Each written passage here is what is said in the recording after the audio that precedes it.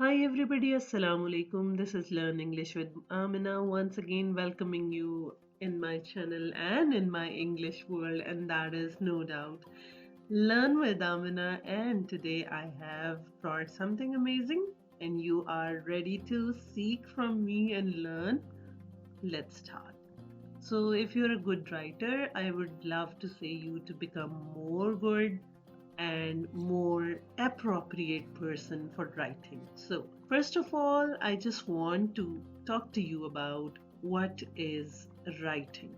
Basically, what is writing skill? So, writing skills are the skills you use to write effectively and just in a very impressive way. So, a good writer is someone who can communicate the point of view to the audience without using too much fluff in the way that the other person can understand very easily. So, writing skills don't just include the physical act of writing only. So, basically, if you're going to improve your writing skills, how you're going to work on it.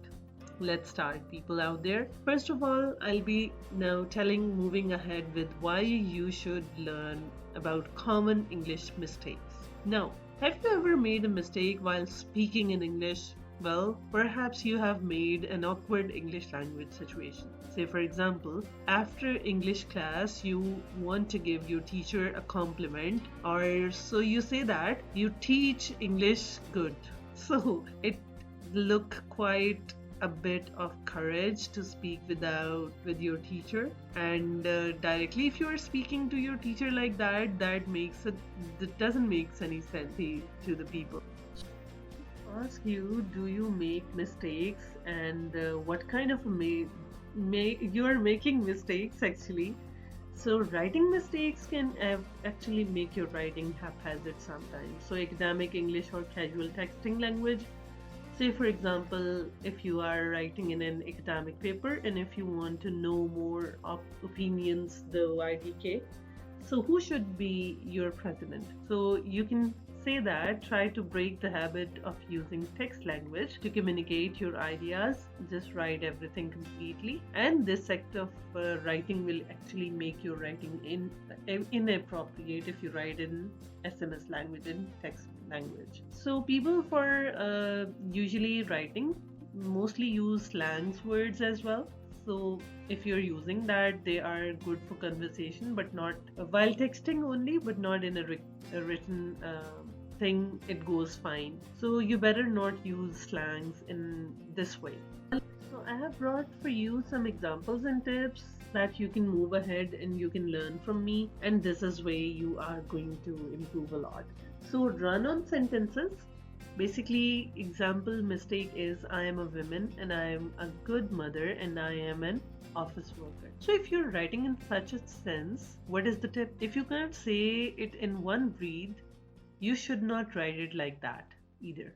So a run on is a sentence in which two or more independent clauses means that complete sentences are joined without inappropriate and appropriate punctuations. So the example is missing a period after women, and the example should contain two separate sentences. Just like I'm correcting in front of you, I am a woman, I am a good mother and an office worker. So this is how you can do run on sentences. Now people usually talk about apostrophes while writing. How do they use? Well, people make silly mistakes while using apostrophes. They sometimes would use in this way. A woman's that, sorry, a woman's hat was left on the bus. Two dogs use the dish. It is the dog's dish. So, what is the tip? Apostrophes indicate that a noun owns something. There are no apostrophes in the first sentence, even though you are talking about the hat, which is owned by the women. So in the second sentence, there is more than one dog, but the apostrophe is not used correctly. So singular nouns will always add s apostrophe s when you are indicating any possession. So if the noun ends with s and inverted commas, So plural nouns that do not actually end in s also takes an s, apostrophe s. So however, plural nouns that end with apostrophe s or inverted commas s have an apostrophe added after the s. So what it would be if it is corrected. A woman's hat was left on the bus. Two dogs used the dish. It is the dog's dish. So this is how you're going to make the things better way while learning. I usually make mistakes in capitalization. Now I'm giving you an example of it. How do they do? One rainy day, comma, I saw Sarah at Union Street Library. Now what is the tip? In this example, Union is the only item that has been capitalized. So when there should be more.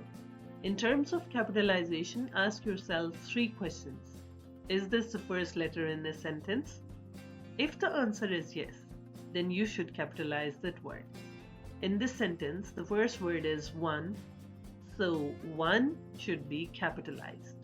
O should be capitalized. So number 2 can be, is this the pronoun I? If yes, then capitalize I should always be capitalized. So number 3, am I using a name that someone gave to this thing or a person? If yes, then capitalize. Means Sarah, S should be capital, and S should be capitalized, and Union Street Library should be completely capitalized because it's the given name of a location. So what would be the correction of the sentence I gave in the start? One rainy day, I saw Sarah at Union Street Library.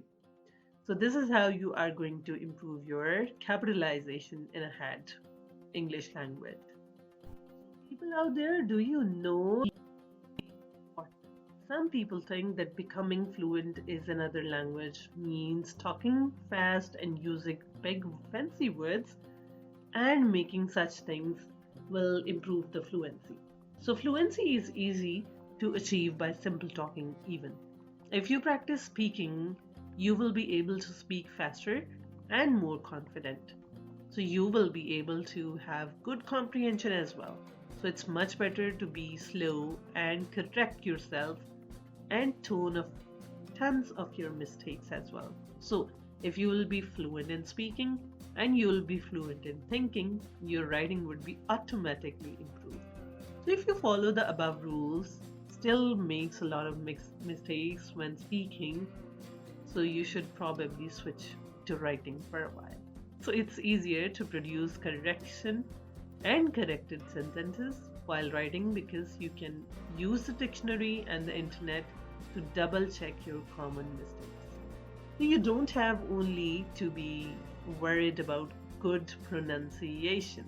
That's not the only thing you are going to only work for. What next you can do is just take a deep breath and tell yourself that failure is just a part of the learning process. You just have to take responsibility for your mistakes, but don't make yourself crazy. Enjoy yourself and have fun as you learn. Most importantly, always admire your strengths and others will too. Take the lessons you have learned and move forward. When you turn each failure into your learning opportunity, you will grow very strong and will be more capable with each of your mistakes to grow furthermore. I hope that this video has been very useful for you and has brought something amazing in your writing tips. So till my next video, do take care of yourself. Yamanallah. Learn English with Amina. Take very good care of yourself. Keep subscribing, sharing, hit liking my channel.